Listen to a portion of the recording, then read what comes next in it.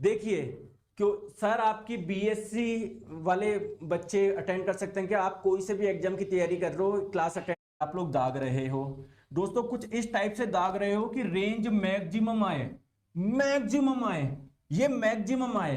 तो आपको पता है अधिकतम परास के लिए, मैक्सिमम रेंज के लिए ये एंगल कितना होना चाहिए? अरे कितना होना चाहिए दोस्तों, आपको पता है ना, 45 डिग्री होना चाहिए। और दोस्तों आपको बोला गया है कि इसको किस वेग से दागा, इसका प्रारंभिक वेग u का मान कितना है, कितना है 20 मीटर पर सेकेंड, और हमने इस प्रकार से दागा है कि रेंज मैक्सिमम आए। तो आपको रेंज बतानी कितनी होगी। देखो दोस्तों, जो रेंज होती ना, रेंज, उसका फॉर्मूला होता है u square sine 2 theta by g, ये होता है रेंज का फॉर्मूला। और आपको पता है अगर आप लोग चाहते हैं रेंज मैक्सिमम आए तो थीटा का मान क्या होना चाहिए, 45 होना चाहिए। 45 इंटू 2 90, साइन 90 का मान हो जाएगा 1, यानी मैक्सिमम रेंज हो जाएगा आपका u स्क्वायर बाय जी। दोस्तों u का मान क्या दिया गया है 20, 20 का स्क्वायर करोगे 20 इंटू 20। ग्रेविटेशनल एक्सेलरेशन, गुरुत्वीय त्वरण कितना दिया गया है आप लोगों को, 10 दिया गया है। 20 काटा 10 से 2 बार में, 20 इंटू 2 40, तो आपका आंसर आ जाएगा 40 मीटर। समझ में आ गई बात को? आ गई दोस्तों, 20 आंसर नहीं आएगा, 40 आएगा। बहुत जने बोल रहे हैं सर फॉर्मूला पता नहीं था, अब तो पता पड़ गया।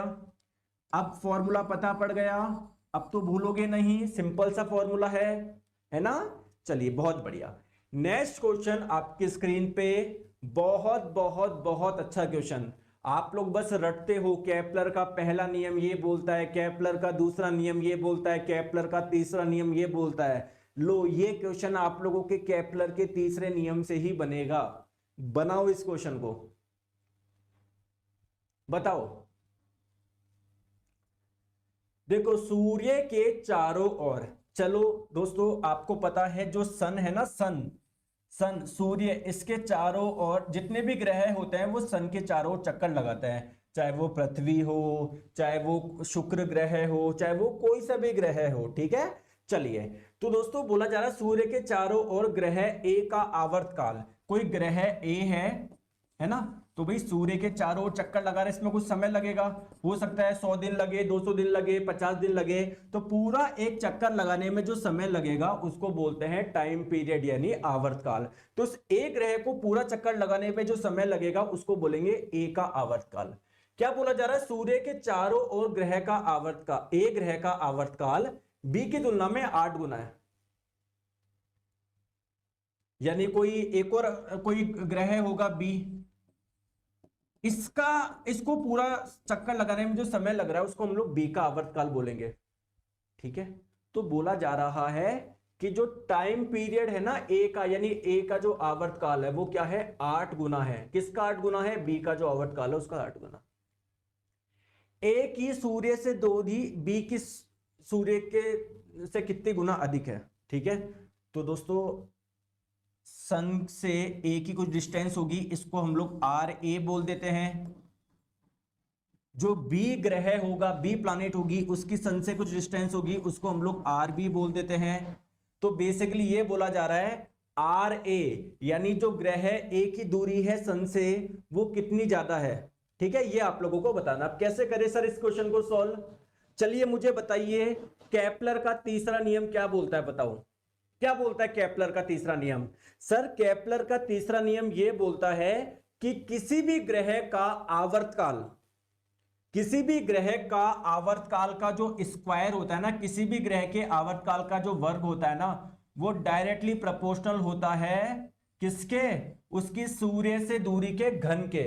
जितना ज्यादा ये आर क्यूब बढ़ेगा उतना ज्यादा टी स्क्वायर बढ़ेगा।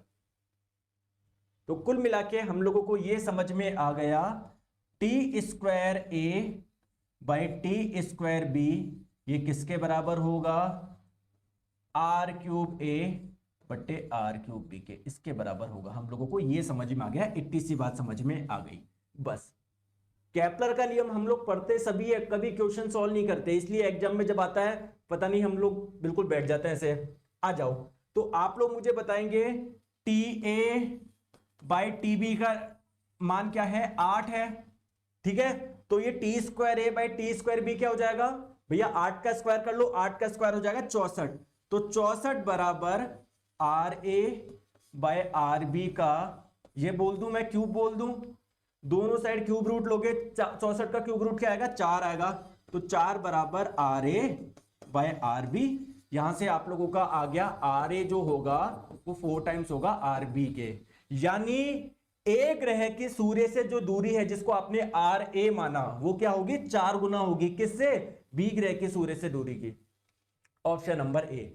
दोस्तों क्वेश्चन बढ़िया था या नहीं था बताओ, क्वेश्चन बढ़िया था या नहीं था? अभी भी आंसर दो दो दे रहे हो। एक लड़का है जिसका नाम है यूपीएससी एस्पिरेंट, वो कंटिन्यूसली एक ही आंसर दे रहा है, दो दो दो। ये भी समझ में नहीं आया